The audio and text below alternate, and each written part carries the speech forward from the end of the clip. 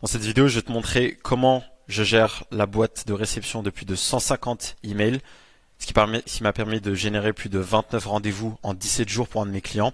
Je vais te montrer exactement toutes les étapes par lesquelles je passe pour convertir les réponses que je reçois en booking et comment je systématise tout ça. Donc pour te montrer rapidement des campagnes qu'on a lancées récemment pour ce client-là, donc il a presque 1 million actuellement dans sa pipeline. Donc 56 personnes sont intéressées par son service et comme je l'ai dit, 29 personnes à ce jour ont booké. Donc évidemment, d'autres seront convertis dans les jours qui suivent, mais voici les résultats qu'on a pour l'instant. Donc pour arriver à ce genre de résultats, il y a vraiment une manière de faire très spécifique que j'utilise pour gérer du coup ces différents emails. Donc pour ce client-là, on a plus de 30 emails uniquement pour ce client-là à gérer et je vais t'expliquer aujourd'hui comment je fais en fait pour tout simplement faire en sorte que ça marche, avoir des systèmes de réponse efficaces et de relance et comment j'automatise tout ça évidemment pour pouvoir travailler que 30 minutes par jour sur la gestion des boîtes de réception et des réponses. Donc on va couvrir trois grandes parties, donc les principes de base tout simplement pour la gestion des boîtes de réception, quel que soit le software que tu utilises. Ensuite le système de réponse et de relance, comment avoir un système qui marche, et dans une dernière partie quelques conseils pour l'automatisation de la boîte de réception. Donc les premiers principes, ça va être la partie la plus importante très clairement. Donc ici l'idée c'est de rater aucun de ces piliers-là, d'accord? Donc, c'est les principes vraiment fondamentaux qui ont fait que ça a très bien marché pour moi et pour mes clients. Le fait d'avoir des campagnes email qui sont vraiment efficaces et qui convertissent en rendez-vous, puisqu'au final, ce que tu veux, c'est des rendez-vous qualifiés. Donc, le premier principe, c'est la rapidité. Donc, ça, je vais être très clair là-dessus et je vais aller un peu plus en profondeur sur ce point-là par la suite. Mais le point de la rapidité, il est hyper important et c'est probablement le point le plus important. Là, tu peux voir un peu des stats d'études qui ont été faites à ce sujet. Donc, une réponse d'une minute pour les non-anglophones peut amener jusqu'à un x4 en termes de conversion. D'accord? Et ici, tu as 82% des consommateurs attendent une réponse en moins de 10 minutes. Donc, je vais détailler un peu plus ce graphe plus tard. Mais premier point, vraiment, la rapidité, c'est hyper important. Réponds aux prospects dès que possible. Sous moins de 5 minutes, idéalement. Si c'est pas possible, je vais te donner des conseils par la suite, typiquement recruter un assistant virtuel, etc. Ou peut-être même mettre en place des automatisations pour que ça se fasse plus rapidement. Donc, deuxième point important, c'est de te concentrer sur les principaux avantages ou les principaux apports la principale valeur ajoutée de ton offre. Donc, garde un langage très haut niveau, très high level, qui reste assez généraliste. Ne rentre pas dans les informations spécifiques, ne rentre pas trop dans le détail, à moins que ton prospect te le demande. Généralement, ça tend juste à perdre ton prospect et à rendre le message de moins en moins clair. Le plus d'informations tu donnes, le moins de clarté tu as généralement. N'oublie pas que tu t'adresses à des gens qui sont pas forcément habitués à entendre un jargon très marketeux ou très technique. Reste très simple, reste très clair, et c'est ce qui te donnera les meilleurs taux de réussite. Ensuite, sois pertinent et cohérent. Évidemment, il faut que ta réponse soit adaptée à celle du prospect. N'envoie pas juste des réponses automatisées, des templates tout faits d'IA. Il faut que tu sois cohérent par rapport à ton premier courriel, par rapport à sa réponse, pour que la conversation puisse avoir un sens. Je précise parce que je l'ai vu dans énormément de campagnes. Inclus un appel à l'action claire. Donc c'est ce que j'ai mentionné dans une précédente vidéo par rapport au scripting. Mais évidemment, il faut toujours que le prospect sache quelle est la prochaine étape dans chacun de tes messages. Il ne faut pas que tu laisses le prospect se demander ce qu'il doit faire après un de tes messages. Il faut que la next step soit très clairement établie et qu'il n'y ait aucun doute du côté de ton prospect. Ensuite, mentionne des études de cas, évidemment. Ça peut se faire soit dans le premier message, comme je l'ai mentionné dans ma vidéo comment faire un script, soit dans un message ultérieur où par exemple tu lui partages des études de cas pour renforcer un peu sa décision et pour répondre à une question qu'il aurait, par exemple si tu as sollicité sur des études de cas supplémentaires. Point extrêmement important, les relances. Donc là, je te l'ai mis en gras, souligné, fluo, tout ce que tu veux. L'argent se trouve dans le follow-up. Et cette phrase n'a jamais été aussi vraie qu'aujourd'hui parce que, comme je l'ai mentionné dans une précédente vidéo, les fondateurs, les CEO, etc. ont énormément de sollicitations par email. Tous les jours. Certains, j'ai parlé à un de mes clients qui recevait plus de 1000 emails par jour. 1000 emails par jour. Donc il faut bien comprendre que ton email, si tu ne le relances pas, tu vas juste tomber dans l'oubli dans son cas par exemple dans moins d'une heure. Donc c'est hyper important de follow-up. En termes de follow-up, je vais te donner dans le détail ce que je fais quand un prospect a répondu positivement à ton offre et qu'il ne répond plus ensuite, relance-le jusqu'à 8 fois. C'est ce que je fais pour moi et mes clients et c'est ce qui marche le mieux. C'est un peu le juste milieu que j'ai trouvé qui marchait pour moi de manière la plus efficace. Oublie pas, comme je t'ai dit, que les PDG fondateurs sont très occupés, très sollicités, donc il faut absolument que tu sois persévérant. Plus encore, les gens vont avoir tendance à apprécier ta persévérance.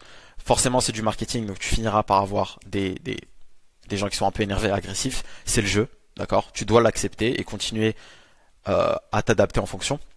Mais beaucoup d'entre eux apprécient le fait que tu relances et que tu follow up avec eux.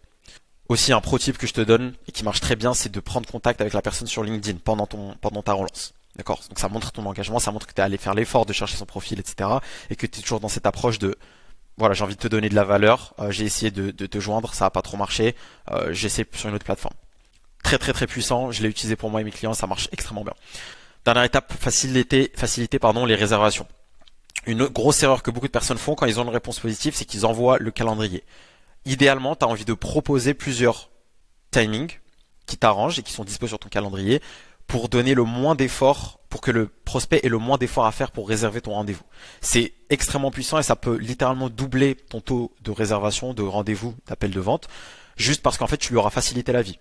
Il aura pas besoin d'aller s'inscrire et remplir tes 10 questions que tu as dans ton formulaire. Tu fais un formulaire très simple, tu lui proposes 3 spots, tu lui dis mardi j'ai 14h, 17h et mercredi j'ai 10h30. Qu'est-ce que tu préfères?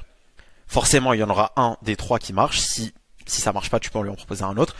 Mais là, en fait, du point de vue du prospect, toujours te mettre du point de vue du prospect, pour lui, c'est très facile.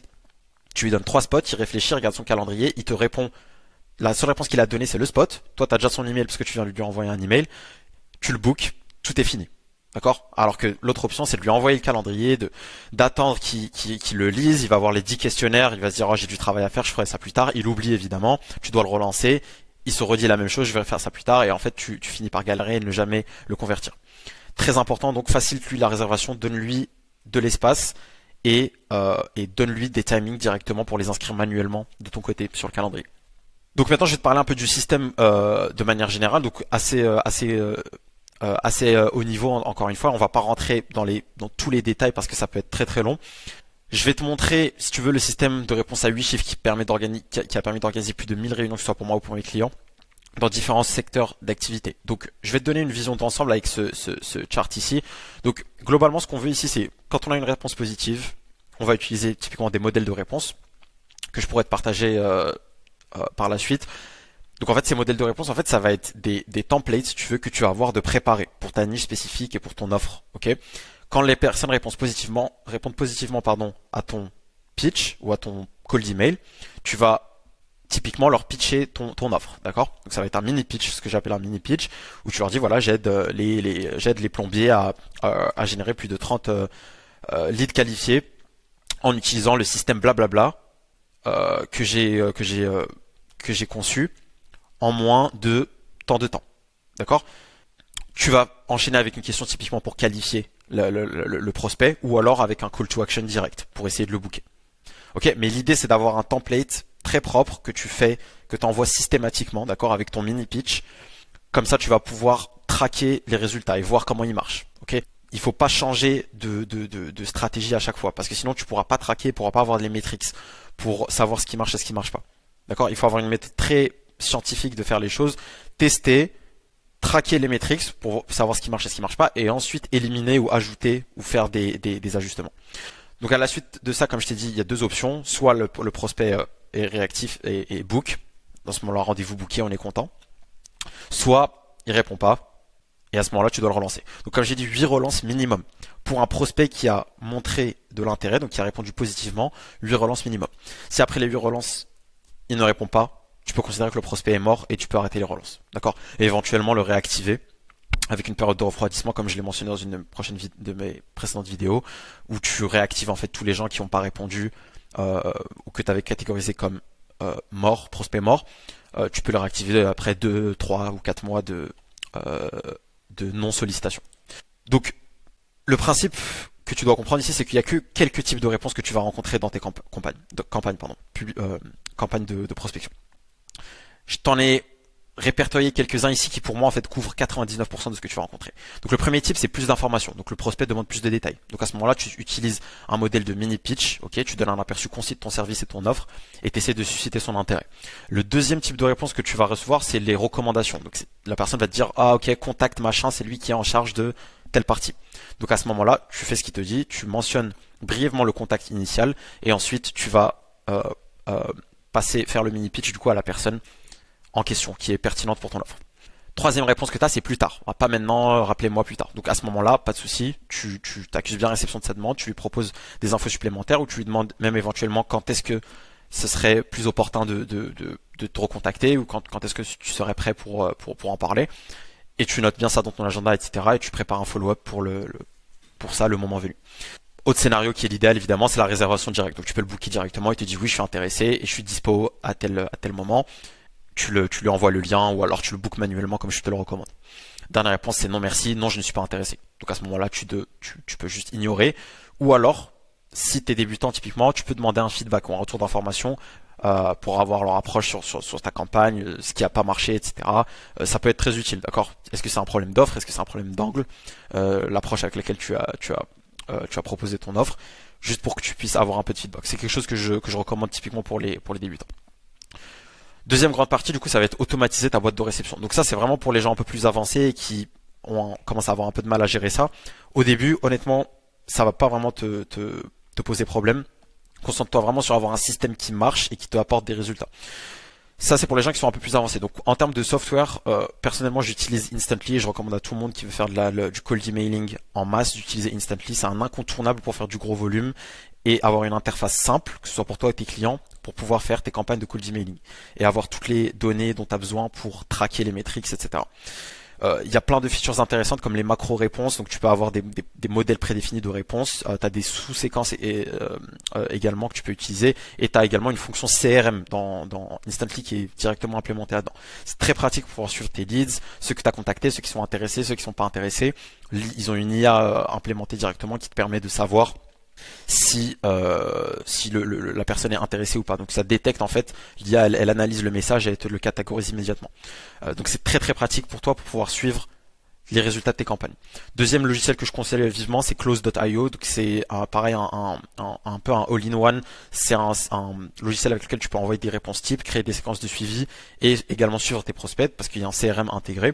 Donc pareil, ça va un peu plus loin dans le sens où c'est un CRM et ça te permet aussi de suivre les gens pour la partie sales, vente. Donc par exemple des gens que tu dois rappeler pour un deuxième appel de vente, avec qui tu dois follow up, etc. Donc ces deux logiciels sont pour moi hyper importants, surtout Instantly. Instantly est vraiment focus sur la partie emailing. Je te conseille vraiment d'investir là-dedans. Ils ont plusieurs plans. Et ça va vraiment te rendre la vie hyper facile. Smartlead c'est une autre alternative mais ça fait en gros la même chose. Ensuite pour aller un peu plus loin, donc si tu as une agence qui fait de la génération de leads, quelle que soit la niche, je te conseille de jeter un œil à Missive, qui est une application pareil hyper pratique et un peu all-in-one qui te permet d'automatiser en fait ton agence. Donc envoi automatique de modèles de réponse pareil, enrôler des prospects dans des séquences de suivi, suivre des prospects dans le logiciel, donc à quel statut ils sont, et tu as une appli mobile qui te permet d'être un peu plus flexible dans ta manière de répondre. Donc de manière générale, quand tu cherches à scaler ton système, ce que je te conseille, c'est soit de passer par des softwares, soit de passer par des embauches. Donc typiquement des agents virtuels qui vont pouvoir gérer les réponses et répondre rapidement. Comme je t'ai dit, répondre rapidement, c'est la priorité numéro 1. D'accord? Donc crois-moi, ça vaut le coup d'embaucher quelqu'un qui va pouvoir te permettre de répondre sous 5 minutes à des réponses positives en email. Parce qu'il faut réfléchir au retour sur investissement que ça va t'apporter. Un email positif pour lequel tu as une réponse sous moins de 5 minutes, c'est 80. Honnêtement, d'après mes propres campagnes, c'est du 90% de booking. Ça va convertir forcément. Alors que si tu attends le lendemain pour lui répondre, parce que t'as pas le temps, t'étais occupé, t'as oublié, la personne sait plus trop qui t'es. D'accord, il a eu reçu 600 mails en attendant potentiellement. Il sait plus trop qui t'es, tu dois lui repitcher son truc, il est plus très chaud parce qu'il s'est passé un truc au travail, etc. Plein d'événements dans sa vie qui font que tu vas pas le booker parce que t'as pas été assez rapide. Donc, dans un premier temps, je te conseille déjà de faire ça tout seul, de prendre connaissance de les réponses positives que tu as, d'avoir, si tu veux, un système, un proof of concept de comment tu peux convertir des réponses positives en booking. D'accord? Donc tu fais le test avec toi et ensuite tu documentes tout ça de manière très claire. Comme ça, tu vas pouvoir déléguer ça ou alors automatiser ça en utilisant un software.